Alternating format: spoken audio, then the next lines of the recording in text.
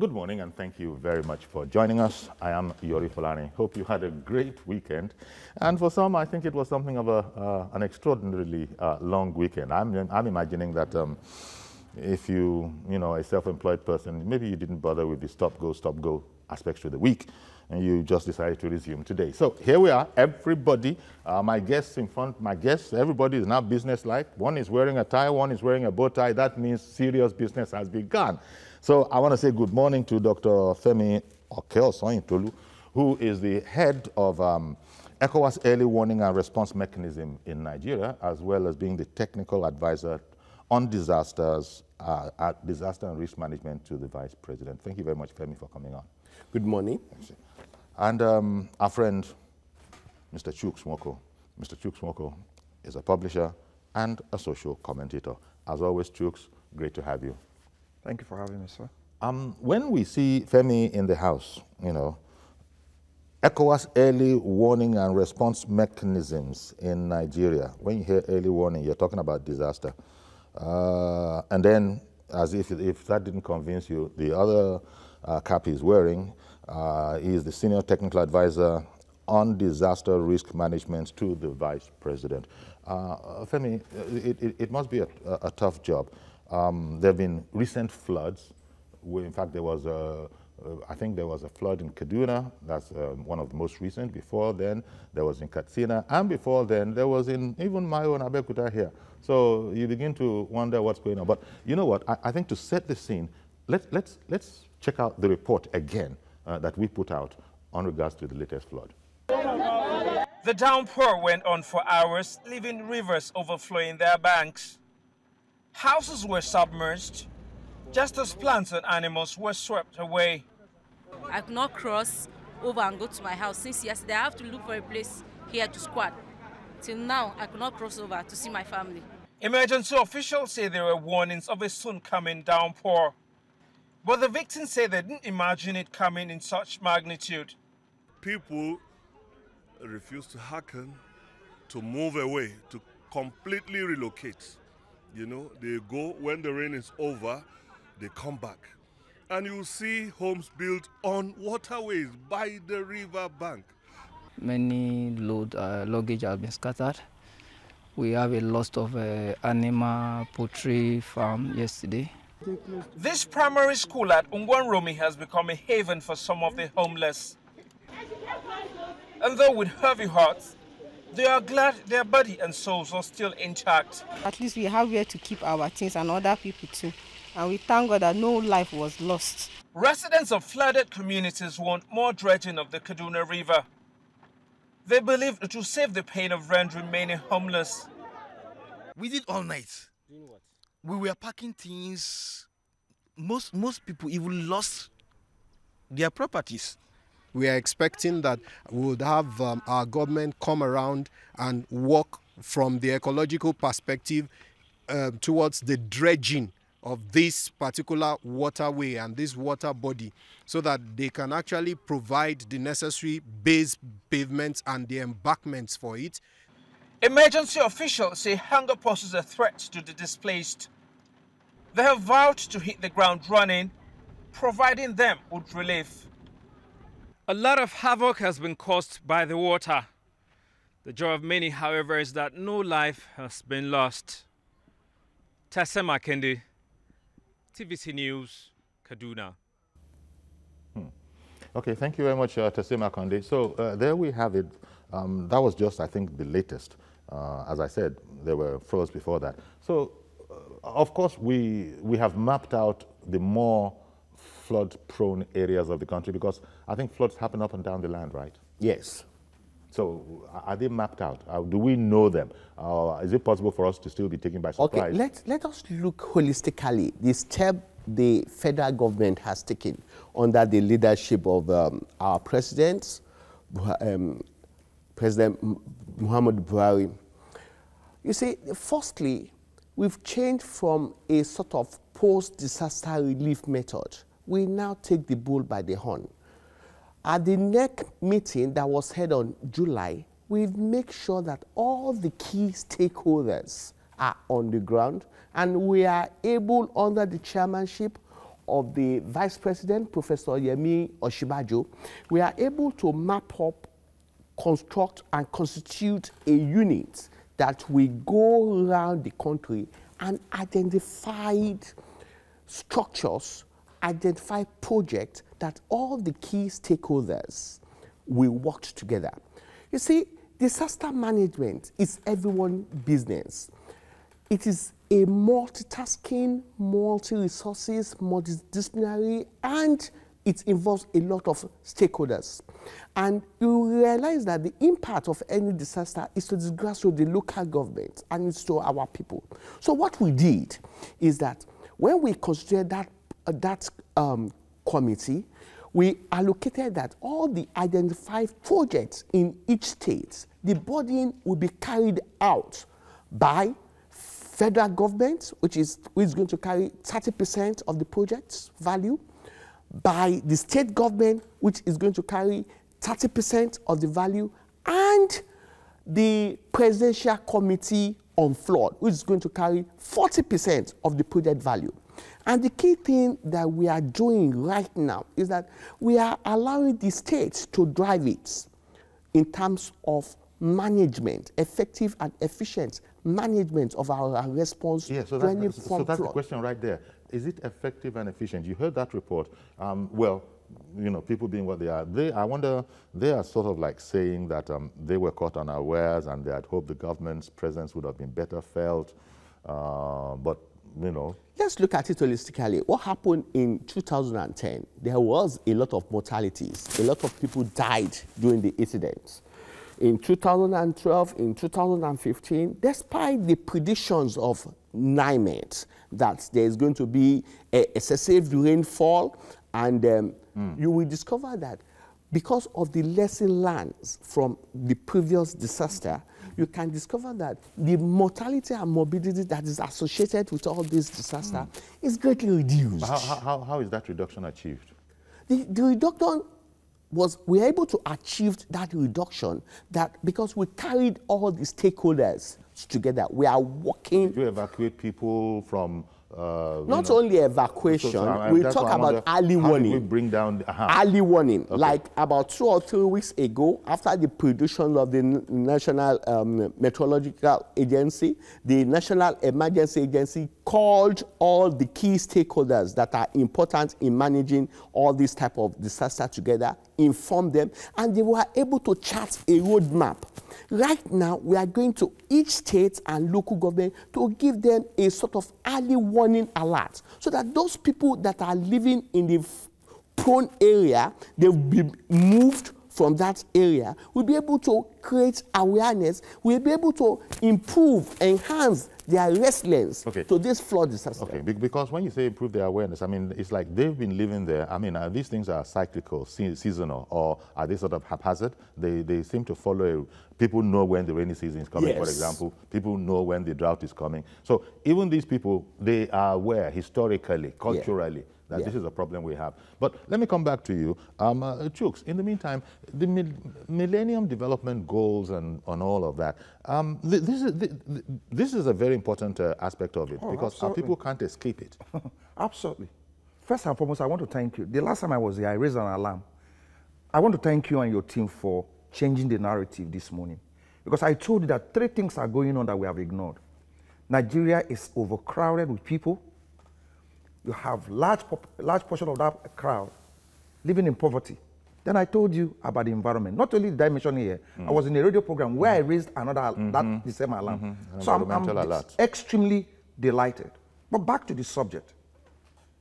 Listening to Doctor, he has highlighted, even you throwing the questions about early warnings and all that. And listen to that crowd, to the report. Now, let me take it from the beginning.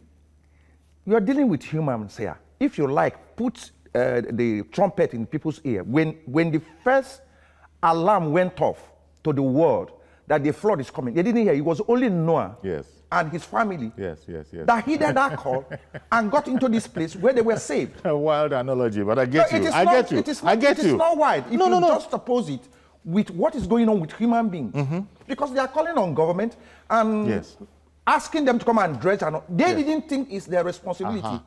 When Noah and his family heard that, they did something for themselves. And what they did, if you go and investigate that technology, as ancient as it may be, it will be relevant for what we're going to discuss here today, or what we're already discussing, and going forward. Because for me, how did I get into publishing? I didn't start out in life to become a publisher. In fact, I became a publisher just after Obasanjo signed the MDG protocol. By the way, it's now SDG. He signed the protocol, and I noticed that 2 years after, nobody was talking about MDGs. Nobody was talking about it. So I'm wondering, budgets are being made in the National Assembly for all the departments of government, including the Ministry of Environment. And nobody was, in fact, to be candid to Obasanjo, in 2003, he sent numerous bills to the National Assembly. The Federal Ministry of Environment had almost 6 or so bills connected to the ecology, to the environment, that he took to the National Assembly, and he got them approved. Now, what they have done over the years is probably what they are doing now, just trying to deal with the issues. I don't know how much.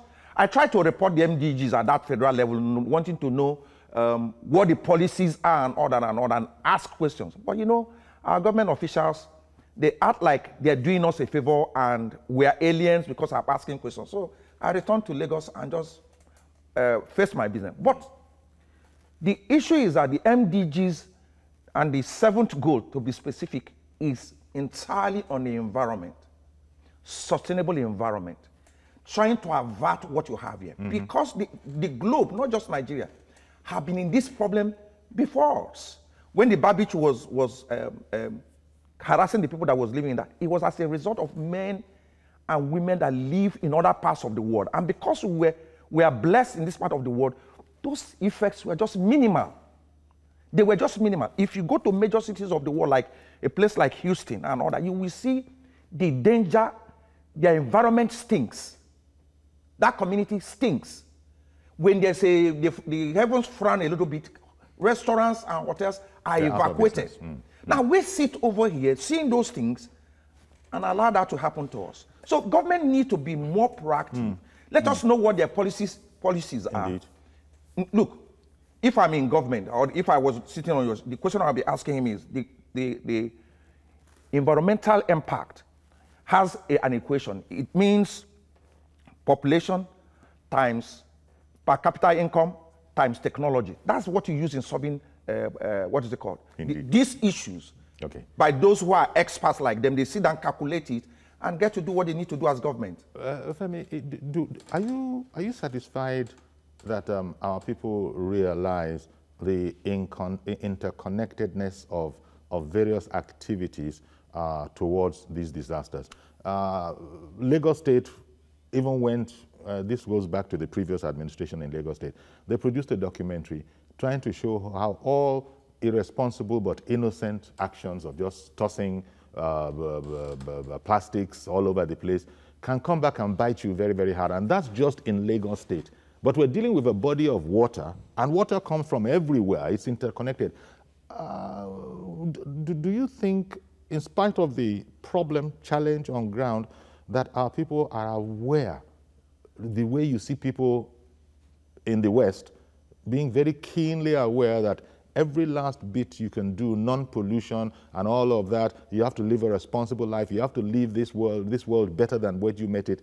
Are our people keyed into those kind of ideas? Yeah, you see, we are having challenges around that area, but we are trying to be on top of that challenges. Because people just want to throw rubbish out, right? They just want to throw rubbish into the gutter. And the water will take it away from their front house, and it's gone. Not only that, not only throwing refugees, they tend to erect building, construct building on waterways. Yes. Not only that, the primary channels, the primary gutters in front of their house, they don't clean it, they don't scoop it, they don't take care of it. Because they want someone else to come along and do it. Yes. You see, we've told them it's not going to be business as usual. Disaster management, flood management It's everyone's business. And that is why we're saying that the state should drive it, should be in the driver's seat, and everybody should come together. Because all these things, when we are talking about flood management, it is multi-resources, multi-jurisdictional. But surely the Ministry of Environment has a key role to play in all of this. Because I imagine alongside this flooding that we're talking about, erosion is also something of a cousin. You know. There's no doubt about that. It's not only Ministry of Environment, the local governments, the safety officers in the local governments, you know. Assuming they exist. They do exist. We have Y, we have NOAA, and they are doing their own bit. And that is why government needs to keep on fine-tuning their contingency plan, their preparedness plan, and operational plan. And that is what the federal government is trying to do now, to make sure that we have a sort of workshop to build the resilience of all the communities, so that we will be able to manage our dams effectively, efficiently. We'll be able to capture all what the NIMET has predicted. We'll be able to reduce the impact of this hazard on our people. These are the things that the federal government is trying to put in place. One of the things you've said, and I'll get your opinion on it because when you're speaking, and then I'd like to get Chooks as well. This whole, you put out a notice recently that there's going to be, you know, a workshop on building flood-resilient communities. Yes. What is that? When we are talking about building flood-resilient community, we are trying to make sure that the hazard they are exposed to, the vulnerability they are exposed to is greatly reduced.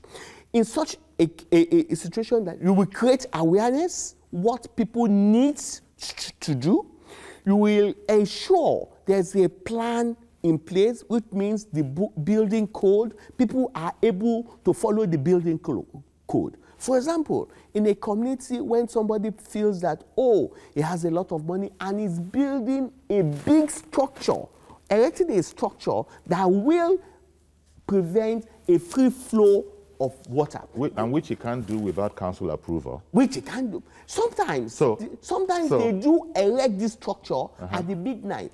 That is where the enforcement comes in. And that is what we are going to do. And that's what we have been doing. And because apart from creating awareness, apart from creating awareness, we are going to do a sort of enforcement. Because we are going to follow a plan, and we are going to follow that plan holistically. Okay. Now come in, Chooks. As you said, government, they've never said that it isn't an important issue, but the way government has been addressing this up till now, I don't know. You would think that a matter concerning life and death would be top priority, but I don't know. What's your impression there? Like I said, I have been so worried because I was abroad last year. That's where I saw some of the things that I just talked to you about. And we're very fortunate in this part of the country. But having followed the politics that we have here for how many months, I've been raising alarm. I've been shouting at every given opportunity. I've also listened to one Mr. Maje Kodomi, one environmentalist and all that. He's been doing his bit, but nobody is listening to us. Now, the disconnection between the people and in the report that you gave, somebody living in an environment where I live is completely disconnected with the reality of what is going on with our environment. Nigeria is overcrowded. Lagos is overcrowded. If we're going to have our children live on a terra firma, stand on earth, we must insist that we all begin to pay attention to the environment. It is very, very critical. Because if you saw what happened in Katsina, if you saw what happened in 2014 along the River Niger bank, if you saw what happened in Kaduna recently and other places, you saw what happened in Kogi the other day. I don't think we should all wait. What is important is that I need to know what government policy. This is Lagos, for instance. You can just see blockages of drains. Absolutely. And it all adds up. Absolutely. The role of the NGOs needs to be seen here. The NGOs must begin, civil society organizations, NGOs. It is their responsibility to join forces with government to resolve this issue. Now, I come here and I quarrel with you. Today, I'm not quarreling with you because you have done your job as a media, and you need to be persistent on this matter. Because this thing you have here, it is not now that the Noah issue happened. We need to begin to drum these things into the ears of our people, then support government to enforce their basic laws and make sure that any property that is built along waterways and all that is pulled down. But the poverty issue, how is it connected? Because 11 years ago, the United Nations have different arms of environmental agencies. How closely are they working? Those organs of United Nations should be able to collaborate with us. ODAs, ODAs means overseas development assistance. Are they targeted at issues like this? If they are not, we should design programs that will enable us as a people to tap into it, to deal.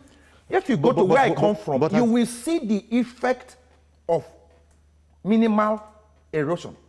If you go to Asaba, the state capital of Delta State, you will see how water and drainage problem is destroying community lives. We need to be serious with this issue. But as we're saying, one of the biggest challenges must be getting our people, anywhere in the country, everywhere, all over the country, all over the world, getting our people to become conscious of their responsibility for the planet as it affects their little corner. Absolutely. As it affects their... But you see, I fear that such ideas, I don't know if it's a function of the level of education generally across the country, because you see that in other climes, even kids in primary schools are getting lessons on, upholding the whole environment, that what you do, even though it's just you, little Johnny, throwing out a plastic bottle, it has an effect, because there would be 10 million or 10 to 100 million other little Johnnies all over the world. If they don't have the knowledge, they would do so. Is it little Johnny alone? The mammalogists before, I'm sure they're different now. I don't know. I'm sure, because advancement is everything. The marketplace, they just would wait for a very heavy rain and use that as an opportunity to pour stuff out. And they're doing this because they don't realize how dangerous it was. People know how dangerous it is to play with petrol and fire, so they take that one not lightly at all. But water, they don't seem to, and that is where I think the big problem is, because water is massive. That's one of the key reasons that we are going to each state, local government, each ward, to conduct a sort of a workshop to build their resilience, to create awareness, to start from the primary school to secondary school, from secondary school to the university. That's aware. That's why, you see, the key thing that's why we are shifting from a situation that after disaster we start giving relief. We are now taking the bull by the horn. We are now going to the grassroots, because the impact of all this is for the grassroots, and that's why we are doing a sort of workshop that will be driven by the state government and the local government in conjunction with the non-governmental bodies. And that is why His Excellency, the Vice President of the Federal Republic of Nigeria, Professor Yemi Osinbajo, moved from one state to another to see firsthand what is going on. One moment, please. How we can prevent this situation. One moment, please. Good morning, Mr. George, and thank you for holding on. Good morning, Uncle Yari. Thank you for calling in, sir. And good morning to your guest. Mr. George, good morning to you. The gentleman on the left, Dr. I remember he used to work for the Lagos State Emergency Management Agency. Well spotted. And now he's been elevated to the Vice President. I want to congratulate him. Thank you very much. For his elevation. Thank you very much. Coming to the topic of the day, is management of flood.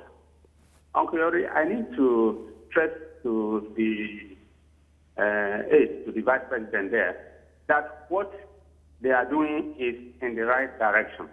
But there is need to put additional impetus into it.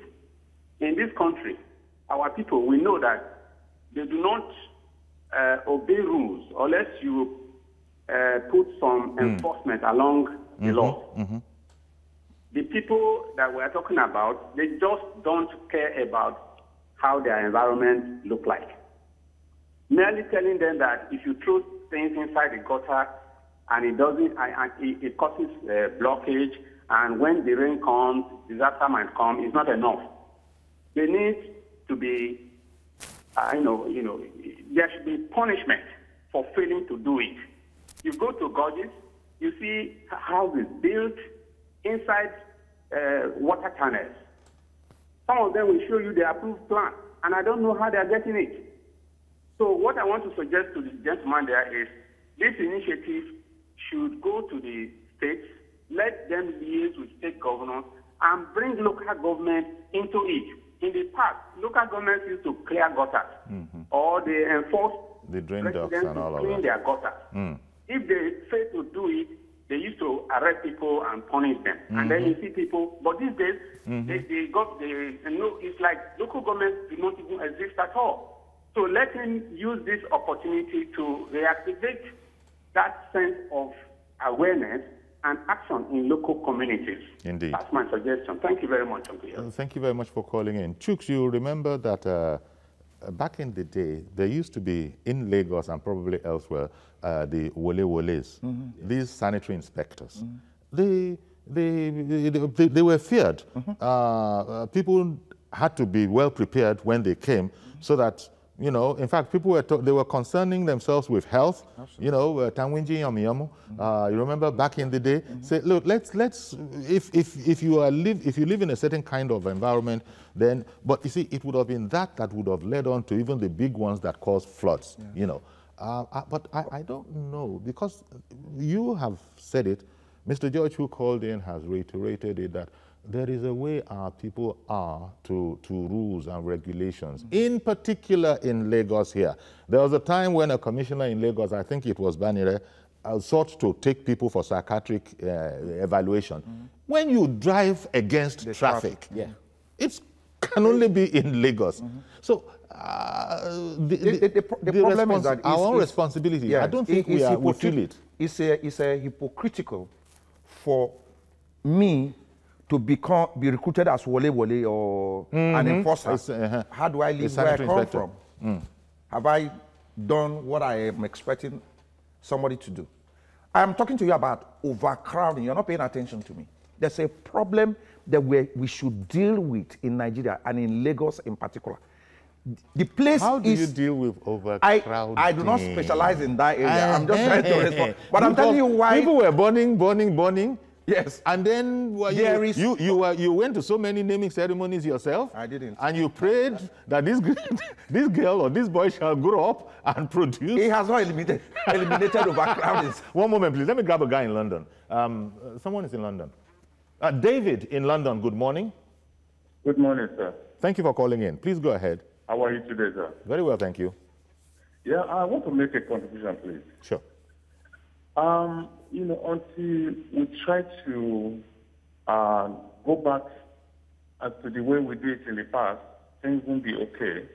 Like we used to have the councils coming up with these things on the street and looking at everywhere.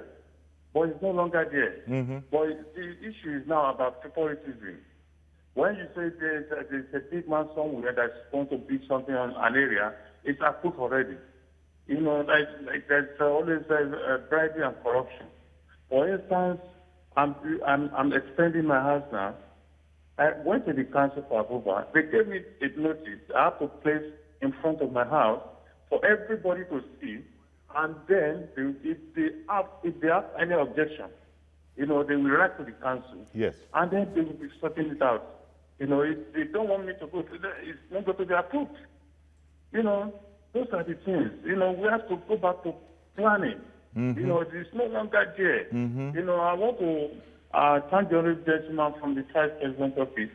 It's a good thing in the right direction, but it's not about Vice President alone. It has to go to the local government. I don't think any local government is doing anything now. All right. You know, there's another government on its own, and those are the people that are very close to these disasters. All right, David. You know, they should be able to plan. This is what we are going to do. You know, they don't have any plan. Thank you, David. Area. Thank you, David. Thank you, sir. We'll go on a break now. We'll be right back. Don't go anywhere, please.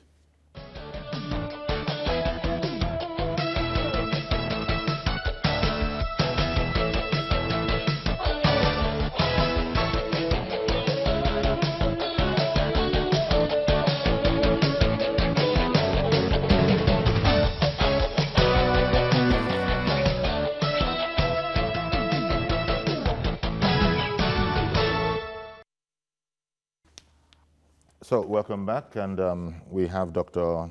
Olufemi Okeosayin-Tolu in the House, Senior Technical Advisor on Disaster Risk Management to the Vice President, and Mr. Chuks Nwoko, Publisher and Social Commentator. And we're looking at the challenge of floods up and down the land. We showed you a package report of the Kaduna instance. I think our producers also have when the Vice President went to inspect Abeokuta when there was also an incident of flood. There you go. You see visuals. So let those visuals be. You can see what it comes to, because it's when there are all these. You see this kind of a thing when there are typhoons in the U.S. and thank God we are blessed. We don't have typhoons here. I told it in my opening that we are blessed. We are blessed. That's what I said, because what America is always preparing for the next typhoon to hit. Yeah, but you see, what we had here during the Bad Beach, whatever, we have tie effects on the sea that gets here. And imagine what happened in Texas during the Hurricane Harvey. It destroyed a whole whatever. But the people themselves, by now, they would have developed new technology to deal with another one that's going to come. But there was a question you asked about what used to happen in the past. Look, what has happened now is that we have overpopulation. Then you have people having need. You go to work with little money in your pocket, and if you are supposed to enforce such a law, and if you can get 500 naira, 1,000 naira to go back home, the issue of population and poverty is very important. I've been saying it. That's just one of the connections. I can't be enforcing a law when somebody is bribing me 1,000 or 500 naira, and I can be sure that I will get home if I take the 500 naira. It's very important. So there is also the matter of our attitude all over again. Attitude. So two things now. It's a double whammy. Yes. That attitude is a Nigerian thing, because if you take the same people outside, it's very rare you see people with cash. When you want to make some certain transactions, they are done by check or by whatever, but definitely not cash. Because I know that as little as $100, nobody wants to take it to you from here across the counter. You need to write out the check or pay a money order. So the issue of overcrowding, poverty, and the environment must be looked at and be addressed. You cannot employ somebody at work, tell him to go and enforce a law, and he does not know where his transport money is going to come from. Okay. Then somebody is messing up the environment. They go to a corner, they're discussing this thing, and he can get 1,000. Okay. Why take the person to jail? I see what you're saying. When you cannot get back home. I see what you're saying. But the other big one is the part that government can really intervene on. Regulations. There are town planners. There is town planning. It has been worked out. These guys, these town planners, these architects, they all know about this kind of a thing. And so they have a lovely drawing of the way this city should be. Yeah. What happens where, for some reason, people begin to break down the diagram, look at what is this field for, which we all know what fields and parks should be for. But there are those who say, look, there's a better use for it. I need land. I'm well connected. I'm within this government. Please, can I have that land? You see, and it is done. You see, that is one of the key of what we did now, that there should be evaluation and monitoring units that will be going all about.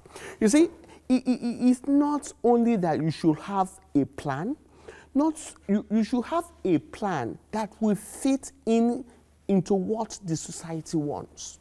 You should ensure that that plan, people key into it. And yearly, we're supposed to be fine-tuning all our plan, both in terms of building plan, operational plan, contingency plan. But people don't like obeying rules if it is going to make them inconvenienced in any degree. That is and why the government will be looking at their face, as I'm speaking English in Yoruba, why government will be looking at their face?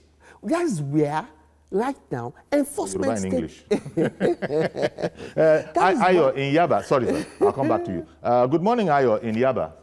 Good morning, Uncle Yori. How are you? Very well, thank you. Uncle Yori, yeah, I've been listening. I listened to the man on the left and the man on the right. And the man on the right. What I really want to talk about, Uncle Yori, is our orientation. Okay.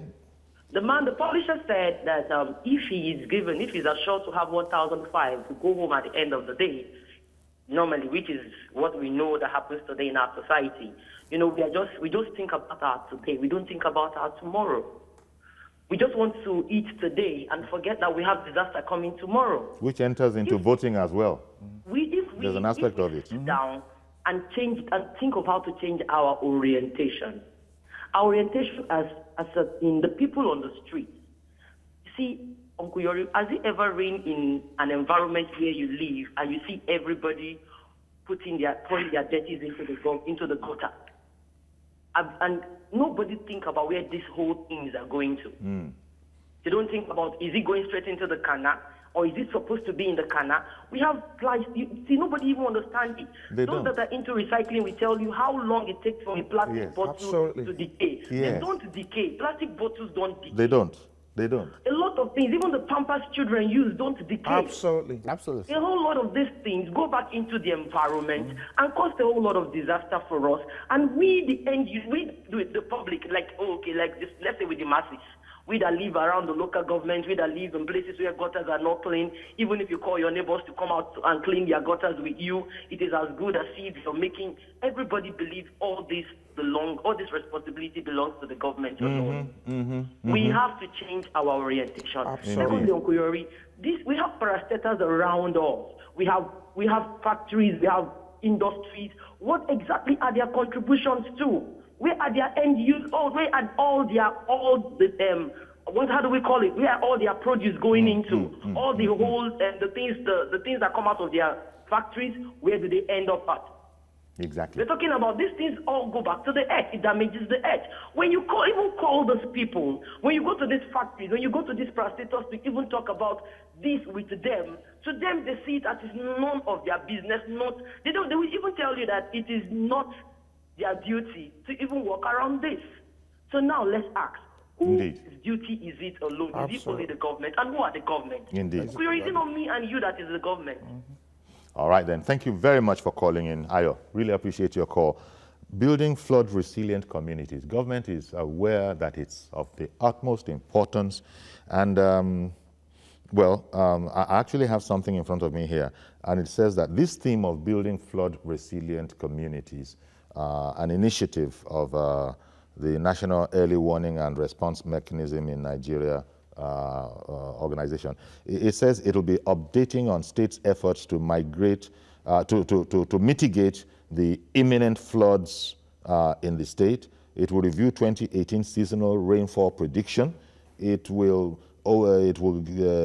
provide an overview of the 2018 annual flood outlook. Just for that. But the points that are coming NGOs are not incorporated into that. NGOs are incorporated. Because you see, we realize that disaster management is everyone's business. Every stakeholders are important. We are going to have them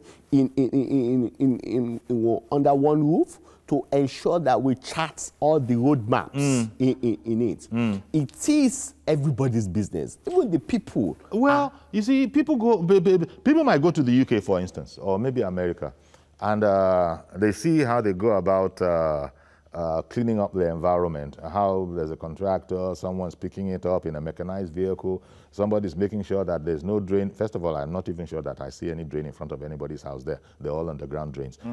So all of these things, for some reason, I think it makes people think that, why will they come and be bothering me? Let the government be up and doing now. We move around and we see that governments, local, and all of these, they take care of business. Why are they now telling me to come out on a Saturday? What's faulty about that line of reasoning? But I think I have a call. Reverend Dominic, good morning.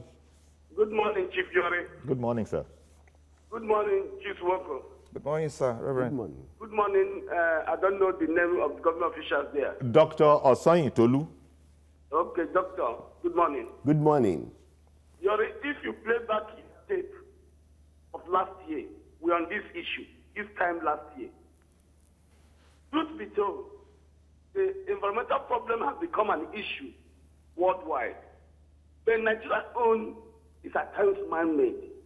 Yori, have you seen any government official break down a house by December or January, dry season, for the reason that this house is on waterway? Why do we do fire on the mountain every year? Last year we saw where a white man was driving on the canoe. Yes. And that last year In VI somewhere. Yeah. On Facebook. I thought something could happen today. Now today we are in again. By this time next year, we'll be in it again. Why can't we be proactive? Hello? Can I go on? Yes, please. Please continue. Why can't us first time be proactive on these issues? In my own side here, Yori, last week Gondo, there's a dump site in last week Gondo here near General Hospital. That is going to cause calamity because it will cause flood. There will be fire outbreak there. At General Hospital last week Gondo here, we have petitioned here, we have protested there, and will government allow that danger to stay until the day there's fire or this flood? Then everyone will wake up. This not how governance is not wrong. We must be proactive for once in this nation. Let's go and break down a house that blocks a sewage or a waterway on December. So when January or August come, we can have a full floodway. Then every time this will happen, is a fire on the mountain. Run. Governance is not that way. Our government officials are not doing best in that area. Indeed. Thank you. Thank you very much for calling in. Is it the levies? I mean, what do people do? Well, because I'm returning to the theme of flood-resilient communities, coming up with flood-resilient communities would be communities that are highly knowledgeable about floods as well. Yes. They necessarily have to be. Yes. And so it will become part of their whole fiber as to what is done, what is not done. Biodegradable stuff. Plastic is not so. Ayo was pointing out that even Pampers, it doesn't degrade. It doesn't decay. You know, so people just are not aware. Abroad, I'm sure you're also keenly aware, they are now deciding that, look, plastic straws are not necessary. That there are too many plastic straws, considering the fast foods. Now they've gone on to paper straws that, you know, you can't use more than once. Shopping abroad, you see with brown paper bags. Brown paper bags. Brown paper bags. In fact, I don't know if government should just go ahead and ban plastics. You can't set up any plastic factory. You can't, especially what we call the nylon bags. I think the good place to start from, or what to start with, include the way we dispose or whatever. Because abroad, they are still using plastics, even though the campaign is ongoing. That's where you need NGOs. That's what is going on right now with a friend of mine, Tony, is doing something like that. The way we dispose our materials is very important because, like I said, abroad, people are still, there are some cities where plastics are still used. But they wrap it up, put it outside there. The people will come and pick it up. So when they go, they sort it out and all that and all that. Now, they're having issues with plastic, but they are still using it, and the campaigns are still going on. And it's gotten here so far. And I know that I saw this, what I told the Magic Economy on TV the other day. They're beginning to pick up plastic. But we need them to recognize that it's not resilience communities that they should communities that should build. Yes. But the whole nation is in a major. Who will tell you that what happened in Abeokuta or in Katsina was going to happen? I didn't see it. In 1,000 years. One moment, Doctor. Let me include the contribution of Prince. He's in Milan, Italy. Good morning, Prince. Good morning to you, Uncle Yori, and your guest. Thank you very much for calling in. Thank you for the good program you're doing. Uncle Yori, my take on this issue concerning erosion or what have you. And flooding. And flooding and everything. For me, I cannot blame the individual 100%. Everybody has his own blame. And when you look at major cities in Nigeria, places like Abuja or part of Lagos, you see that when it rains, you don't see the erosion.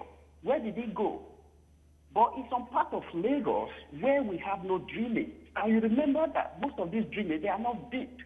And when rainfall, erosions pass into the drainage. Don't see what people dump inside the gutter.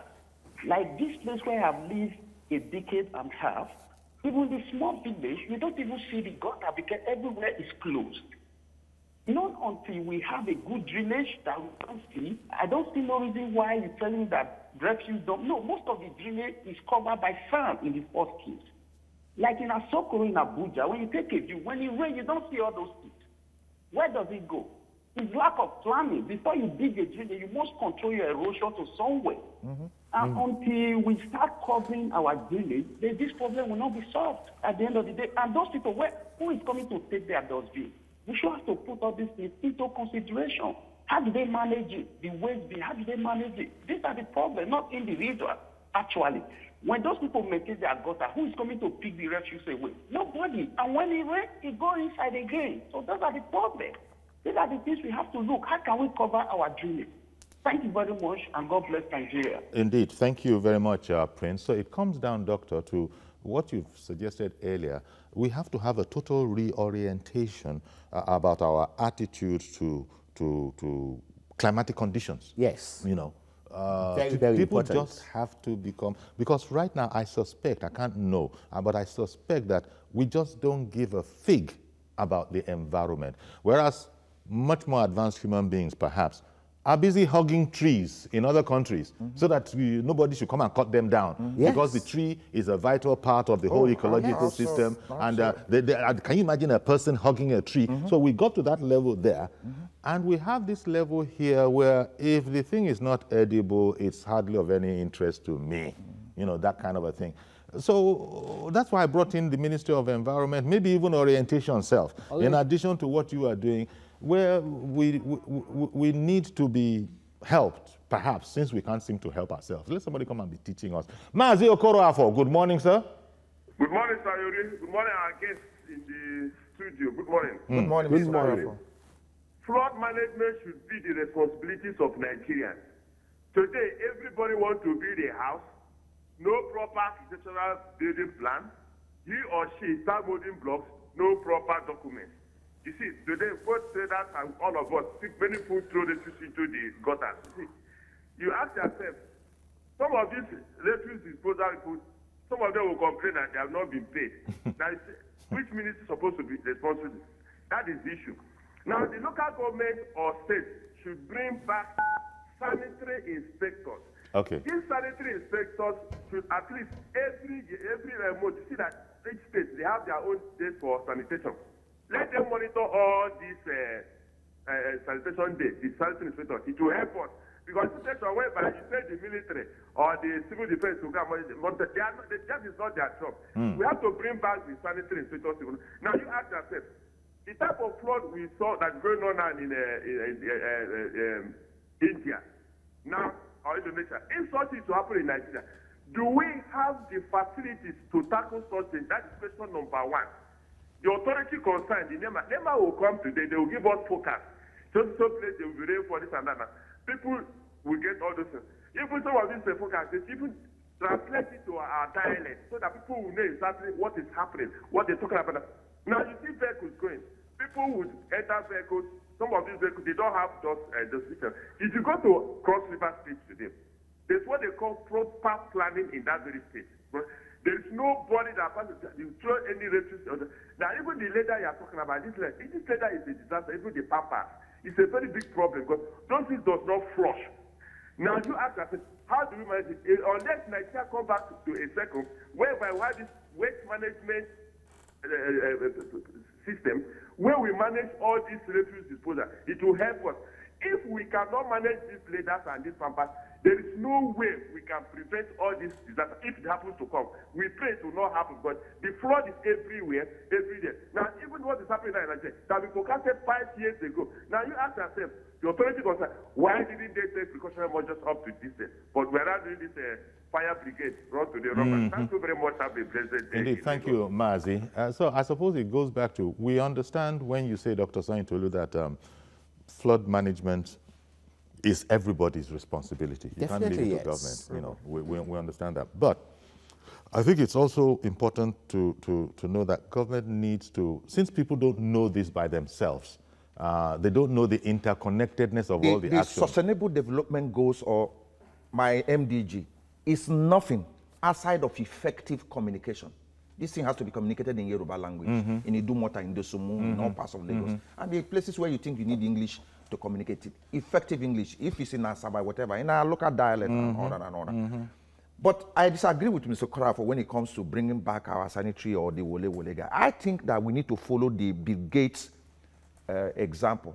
He started by donating money for poverty eradication, disease reduction and all that and all. He's moved on to technology, providing water and all that. These things are tied. We need to deploy technology. How is it done outside? If you see the bus stops that I see around, it's like something that is copied from somewhere. There is need to deploy technology. People are using phone today. Now, like I said to you, when I started publishing, my idea was to report government policies to the people. When I didn't get government whatever cooperation, when I meet them, I just don't bother anymore. You know, because I just wasted my time going back and forth to Abuja and all that. This is what I was supposed to do. I went to when Lagos State government started the Millennium Schools and all that. It was a great opportunity, just shortly after the year 2000, to begin to create environmental fan clubs and all that, educating those children to go home and educate their children. We didn't get the support that we needed, so we just concentrated in our other project. But I think that this is a great idea, but it needs to be expanded. A lot more people need to be incorporated, but with effective communication. If you're writing this English, it's not going to work. Okay. Seni in Abuja, good morning. Good morning, sir. Thank you for calling in. How are you today, sir? Fine, thank you. Please, sir, what I described about this call is that we need to go back to what we are doing before. The power needs to go back to the local government so people can focus. Because when I was small, in around 1960, 1970, the way things will be about environmental issues, as you said before, why it should no longer be like that again. Because the way things be run, everybody only focus federal unit. That's what we are paid. That's why things was falling apart day by day. There are nobody get up for the local government again. When they have a local government, everybody focus federal. So there are nobody get time for all those things again. Things are falling apart. That's what is not the issue. Okay. Or let's go back to our law and change the law. Without that, we keep on running every day by day. Nothing will happen. Nobody get time for local government again. Because what's going on in the country? Yes. Everybody really focus federal, money. There's nobody get that for the local government. Okay. Everything was shamble. Nothing was good. When I was small before, every Saturday, we only want to do environmental. Be you, who, other governor, whatever you be, you must stay at home and do environment. Because as soon as that particular area keeps, nobody care again. Okay. Nothing happen again. Nobody care for anything again. Everybody only focus. Party, my party, PDP. That's not our issue. All right.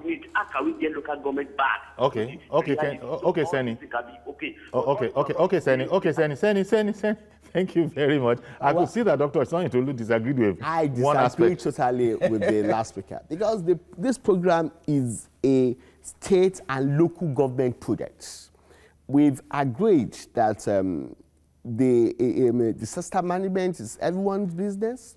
All the key stakeholders need to come together. We need to give them platform to interact together to chart a roadmap in trying to manage this flood. And that's what we are doing. Where that roadmap involves righting wrongs of the past, this structure should not have been built here. Yes. Sentiment can say, hey, yeah, oh my show, and all of that. No, we're not listening to that. Sentiment will not.